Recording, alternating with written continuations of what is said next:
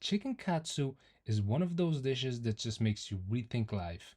Once you've taken a bite out of it, it's game over. You're a katsu junkie now. Well, maybe not, but you get the point. If you think this is just a regular fried chicken with some rice, you're in for a treat. Let me show you how to make the best, crispiest, and juiciest chicken katsu you'll ever eat. To start with the curry, take 275 grams of onions.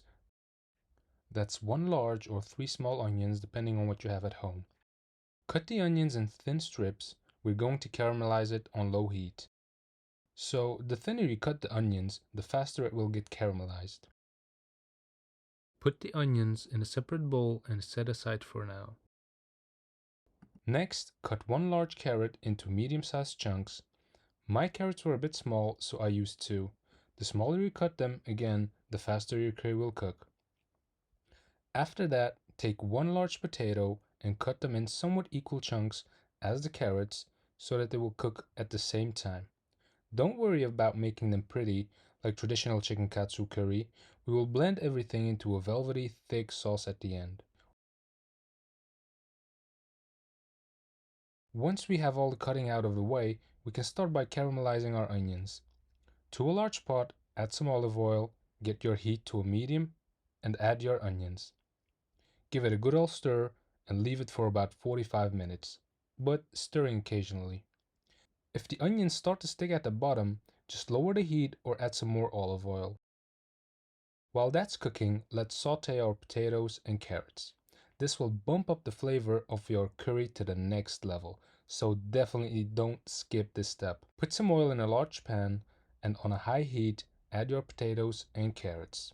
We want to char them as much as possible. Once it's done, set aside.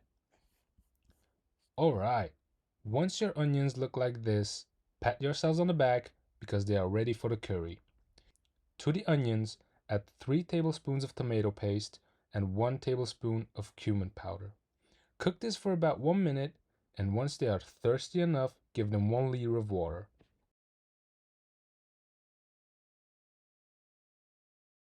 Then the carrot and potatoes.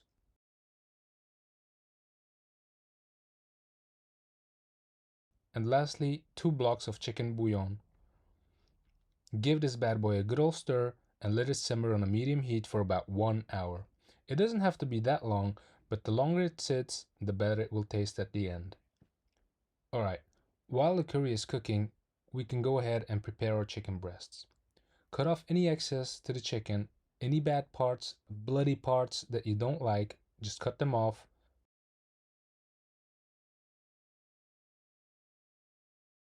Slice your chicken breast into half, and that's it. You can do the same for how many chicken you want. For this recipe, I used 3 whole chicken breasts. So the chicken rarely has the same thickness from start to end, so in order to get them even, we need to flatten it with a beater. Cover the chicken with a plastic film and beat the chicken until it has the same thickness all over, or as long as you want to. Also, this is probably the best time to season your chicken with salt and pepper. I forgot to do mine, so I did it afterwards.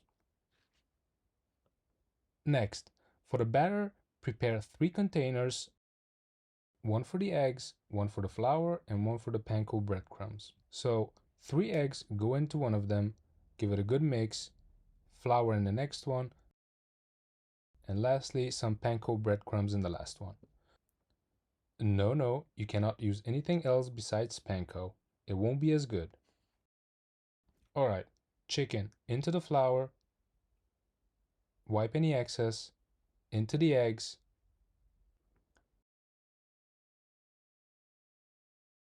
and into the panko. You want to really press it down so that the whole chicken gets coated thoroughly and no breadcrumbs are leaving the ship.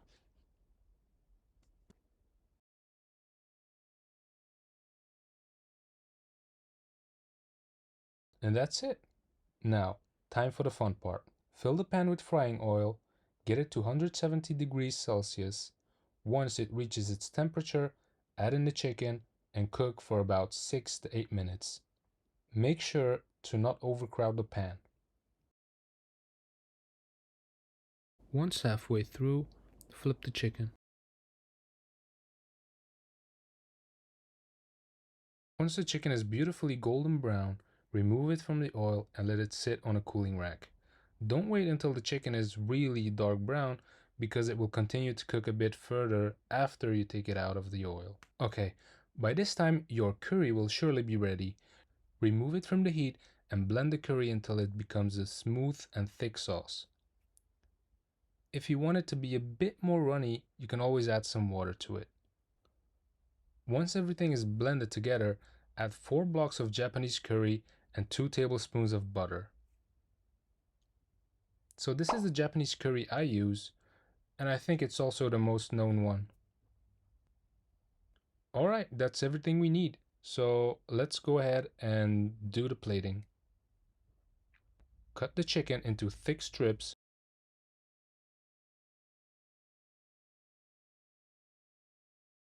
Onto the plate, a bowl of rice, some pink ginger, and our beautiful curry sauce.